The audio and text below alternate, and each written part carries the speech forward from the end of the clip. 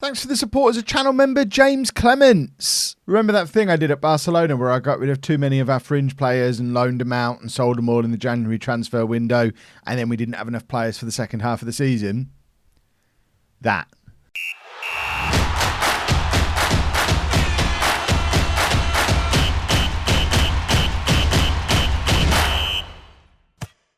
Hello and welcome to Club 7, Part 5 of Non-League to Legend. I'm Kevin. Coming up on today's episode, we have a couple of games against a couple of London teams. We're away against Arsenal and at home against some club called Tottenham, who I feel like I've got some kind of previous connection with, and they also happen to be top of the league. So we need to beat Arsenal and beat Tottenham. Do both, we end up top of the league at the end of the episode and well past the halfway point of the season as well.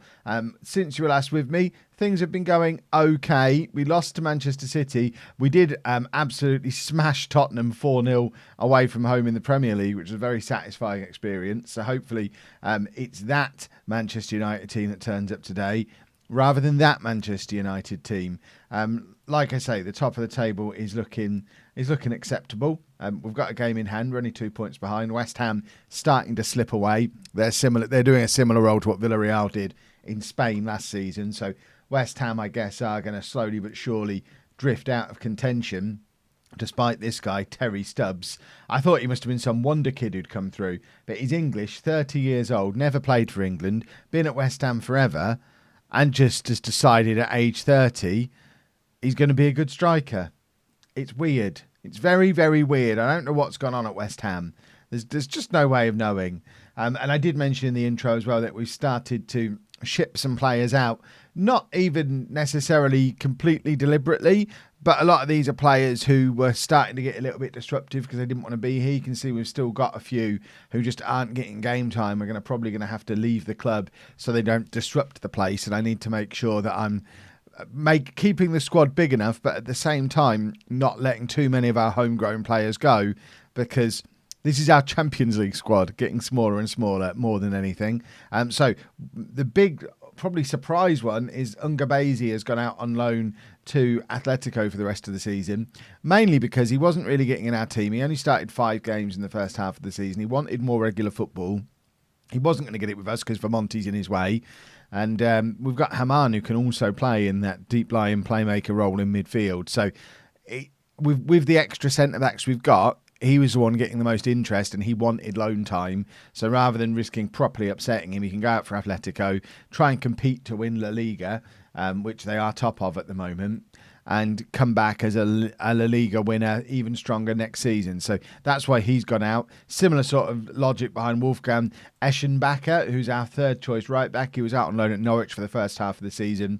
We called him back to have a look at him. He's still only a 3-star right back, which would make him our third choice. So he's gone back out on loan again to some team that, I'm not even aware that team exists, but apparently they do. And then Paul Kelly is just a younger player who not even sure who he is. Couldn't tell you what position he plays. He's a defender apparently. He's just gone out because he'll be released soon. He may as well go out on loan in the meantime. And then Noah Carroll and Ian Green have finally left the club as expected. So Noah Carroll for £24 million to Bournemouth, but he's one of our homegrown players. And similar situation with Ian Green. I do kind of understand why they've been kept around at Manchester United so long.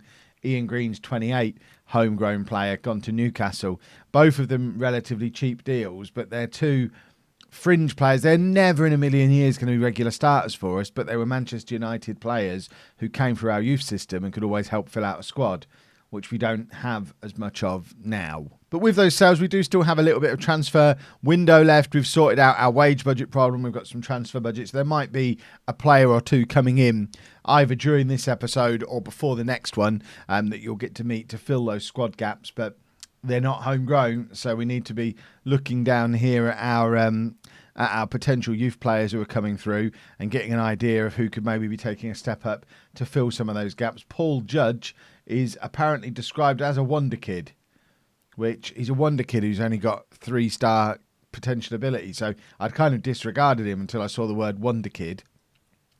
I think he's a perfect Ian Green replacement. He's 20, he can just slot into the squad in that kind of gap. And there's a few other players, similar kind of thing. Mitchell Morris, 19 years old, can play right back, can play centre back, has that 3-star potential ability. He's not ever going to be a regular starter for us, but can help fill spots 23, 24, 25 in a 25-man Champions League squad. So that's the future those lads have. But let's look at the Tottenham game. It's the Arsenal game first. I thought it was the Tottenham game. Let's get into the Arsenal game. Oh, before I do that, one other thing to show you, the World 11. Because this was awesome. I put this on Twitter, you might have already seen this, but the World 11 is basically a who's who of the best players I've signed throughout my save. So, in goal, Francisco, signed for Tottenham. The back four that I assembled at Barcelona, although I didn't sign Messias, he was already there, so he's one of the anomalies. But he's my former player still. But Kraju, Banfalvi, Paredes and Messias as the back four. In midfield, we've got Hendricks, who I signed for Barcelona, and Carter, who I signed for Tottenham and gave his England debut. A midfield of Mbappe, who obviously I had at Barcelona. Ronaldo Camara, who's never actually played for me, but I did sign him at Tottenham the summer I left to go to Bayern, so did sign him. Benoit Hughes, who I tried to sign for Bayern Munich but couldn't afford. And then after I left Bayern, he went there in a £200 million plus deal because obviously they decided to focus on one player rather than spreading it over lots of players. Wesley Fernando getting in up front, who, of course, I signed for Tottenham. In goal, Mario Moy, I've never had anything to do with. We don't like him. But at the back, Joachim Hamann, who I've obviously got here at Manchester United, signing here, but also signing from Bayern Munich as well. Ari Milianiemi, who I signed for Barcelona. Correa, who I signed for Barcelona. Don't know who he is. But Yossi Abitbol, who I've got here at Manchester United. And even Avramides, who we had at Bayern Munich. This is the proof that I'm not always right. Because this guy we had at Bayern Munich, loaned him out, sold him. He's been playing in China for 4 years. And apparently that's enough to get him in World Team of the Year as the second striker in there, ahead of the likes of Kiao and Philippe Leonard and all these other real top-level strikers. Thorgerson, I don't know how he's in there, but he is. But that's like a who's who of Kev's stars of the save. And I was very proud to see it. But let's now get into this Arsenal game. So we're going with Altrichter in goal, a back four of Kidd, Carpentier, Hamann and Merber, Vermonti at the base of the midfield, Abitbol and Baumgartner ahead of him, Sweeney and Crown supporting Sanchez up front. Let's get into the match. We're looking for 2 wins. We want to celebrate the World 11 with 2 wins. Wesley Fernando, by the way, won the Ballon d'Or after 5 consecutive years of Luca Kiao winning the Ballon d'Or. This time round, it was Wesley Fernando, who, of course, was my man that I brought in at Tottenham. Tottenham did win the Premier League last season. We're going to get to see Wesley Fernando in the second match in this episode as well, because, of course, we play Tottenham. But it's I was pretty proud to see my boy win that. We didn't need Kiao after all. There's been a couple of people in the comments saying he's the guy I should have brought in here at United rather than Leonard, which I kind of get because he's been the best player in the world for 5 years. But on the flip side of that, he would have cost me 160, 170 million, whereas I knew we could get Leonard for half that. And I think Leonard's a previous Ballon d'Or winner. He's still only 28, and he's very good. He just needs to get his head sorted and his leg sorted at the moment, of course, because it's in 2 pieces. And I think to be a real top-level striker, you need a complete intact leg, which Philippe Leonard doesn't currently have. But when his leg is fixed, hopefully his head will heal too, and he'll come back and be the Philippe Leonard that we know from those first few months at Barcelona, when we were all convinced we'd discovered the best new-gen striker in the history of Football Manager. He looked so... If you don't believe me, go back and watch the first 3 or 4 episodes at Barcelona from a month or so back and just look at how good Philippe Leonard is. He was an absolute insane striker, and I don't really fully get where it went wrong. Baumgartner with the effort from range, and it's saved by few. Another player who I very much had on my radar, tried to sign him at Tottenham, couldn't actually get him. It looks like he did end up going to Arsenal, has now played over 70 times for England as well. I was having a look through the England squad between these 2 episodes. And the England squad is, it's got a very, very much Kev feel about it. Because I'm moving around so much, more than any other save I can ever remember having in Football Manager, really. Because I'm moving around all these top clubs, I'm seeing more and more of my fingerprints all over everything that's going on in the world. And it's a richer game world for it, because I know loads of the top level players now, even the ones that don't play for me, which sometimes when you get this far into the future in Football Manager, you know your team, you know the players you're scouting, but you don't like have a good feel for who the best players in the footballing world are. But like this Arsenal team, I know a few is in goal. Burke is in their midfield. There's bound to be more players in this Arsenal team who I've had some kind of connection with throughout my career, and it's really cool. I might have to do this kind of save more often.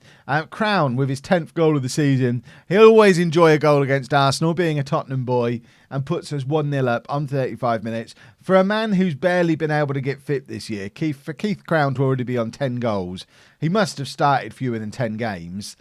He's an absolute monster as well. We knew that from back in his early career when we had him at England, but he's a good boy.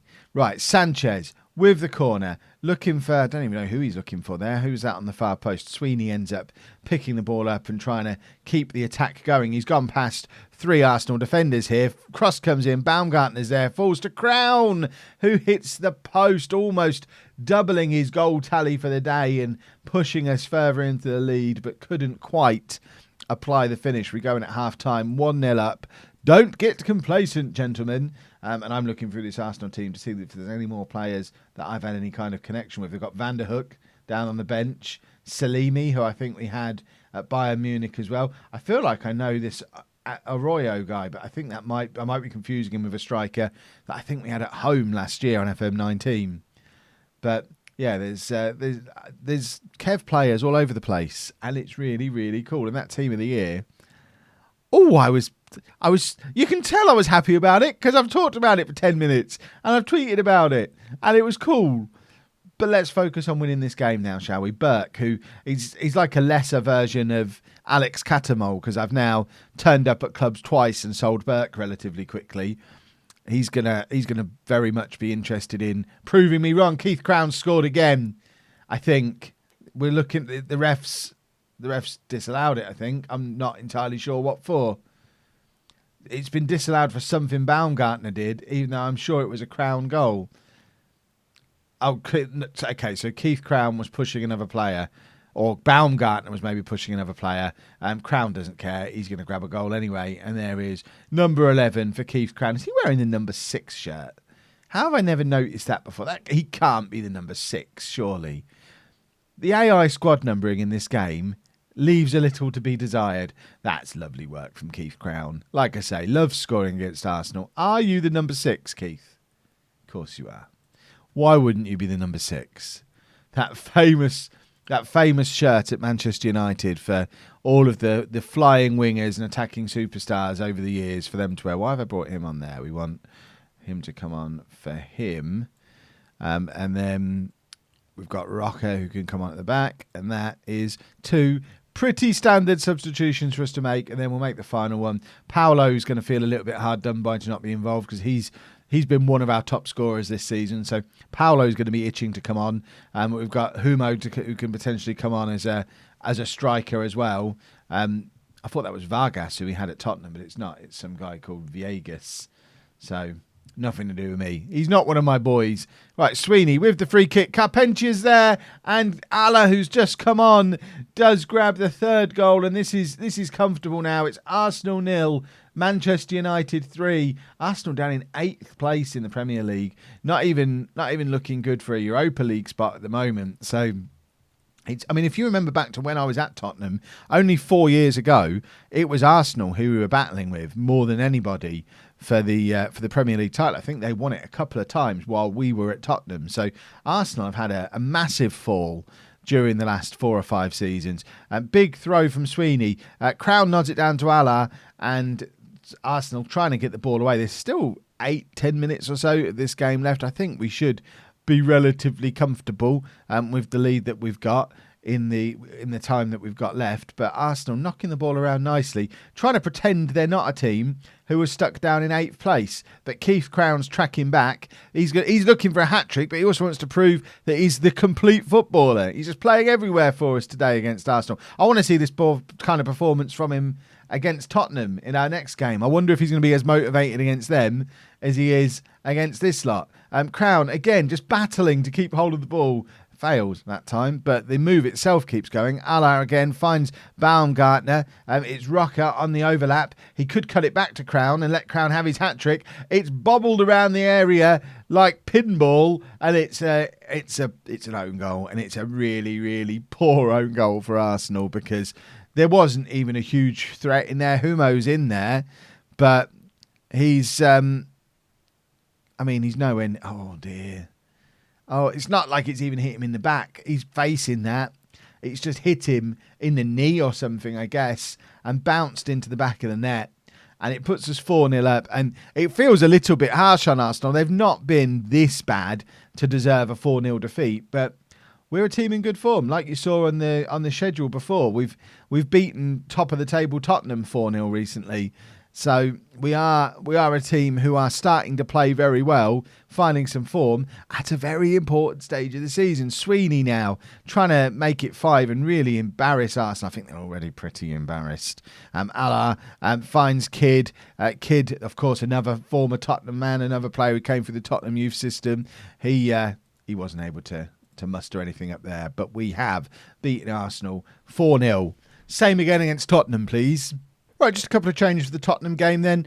Marty comes into the team mainly because I'm trying to convince him not to go out on loan, which I've promised him he can do, but I don't really want to lose him. We saw in the last episode he's a very good player. He just needs a bit more game time. So he's going to get a bit more game time.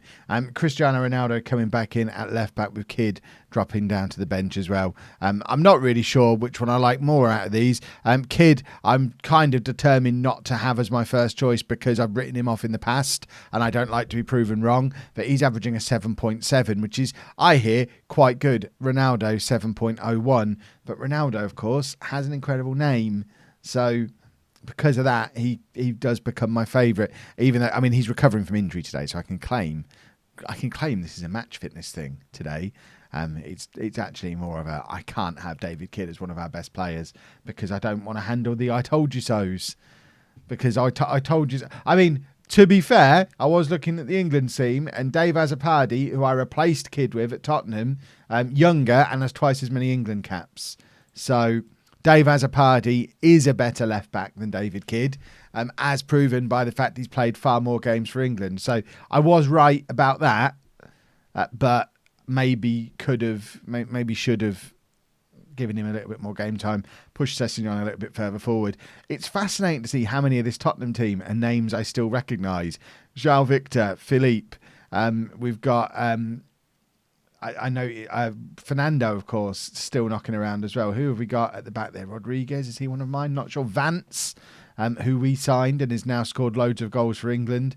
Abbott Ball finds Vermonti. Vermonti, of course, former Tottenham man, one of several in this squad. Abbott Ball plays it out to Cristiano Ronaldo.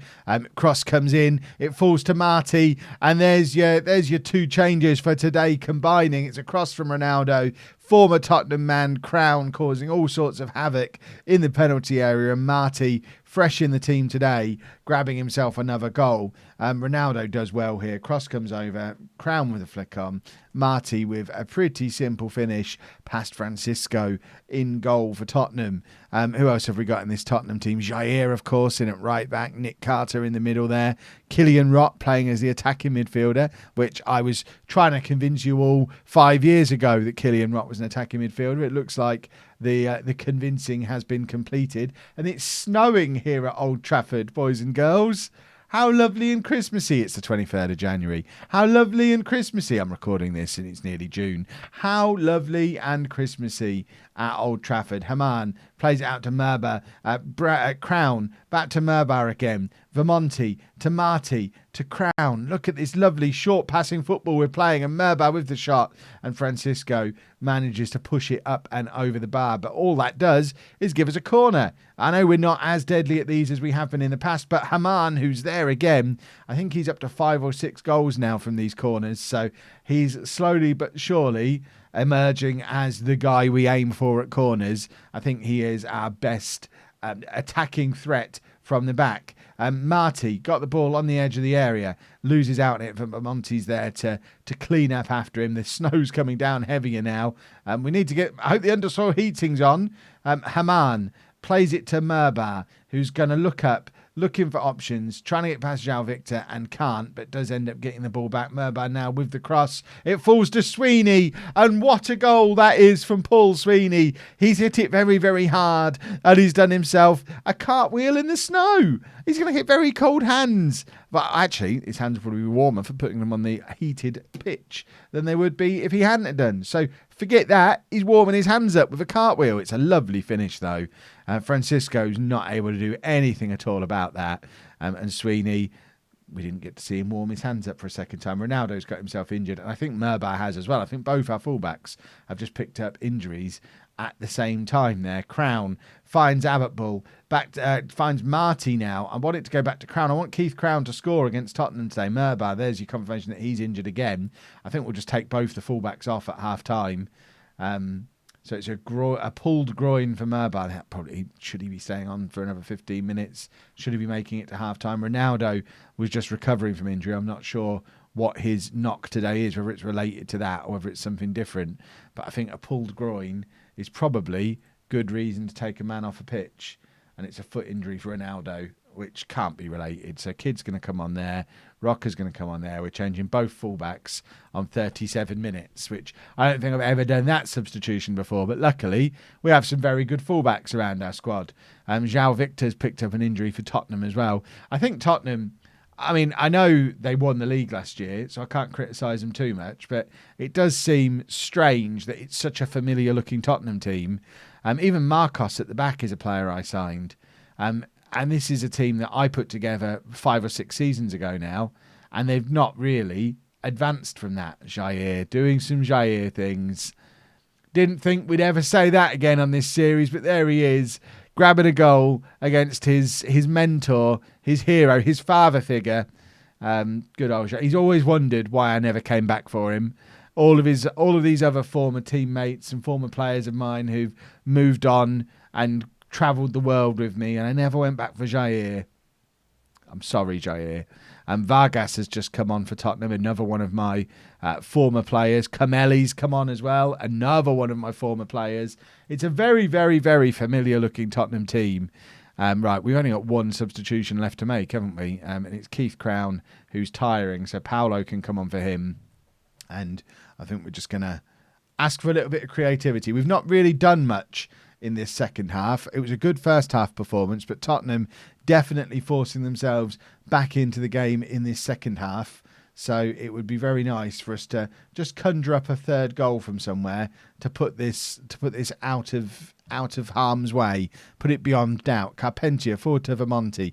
Kidd, visibility must be getting difficult out there because the snow is coming down heavier and heavier all the time. Kidd tying Jair in knots, or Kameli, or whoever that is who's out at that right back position now. It is Jair, who just could not cope with that run from Kidd. Marcos with the header just over, and that would have been troublesome if we'd have conceded a very late goal there. But they're still pushing. Kameli forward to some stranger playing in a Tottenham shirt. That's a lovely pass forward from Vargas. Fernando's in there, but it's clear. Ballon d'Or holder Fernando, of course, and Sweeney now charging down the left-hand side. This is fantastic from Sweeney. It deserved a goal. He'd already scored once today.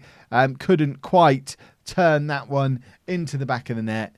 And there we have it. We have picked up double victories over the two North London teams. I agree with Gary Neville there. Jekyll and Hyde performance. But luckily, which one's... Jekyll's the good guy, isn't he? Jekyll beat Hyde today. My word. Right. Monday, it's Champions League o'clock again. We've got Juventus in the first knockout round of the Champions League. I propose I show you the second leg of that and Liverpool away in the Premier League. They're two quite juicy games for a Manchester United fan. And if you've enjoyed today's video, though, please make sure you leave a nice big thumbs up on there for me. Subscribe to the channel for daily Football Manager videos. And thank you very much for watching.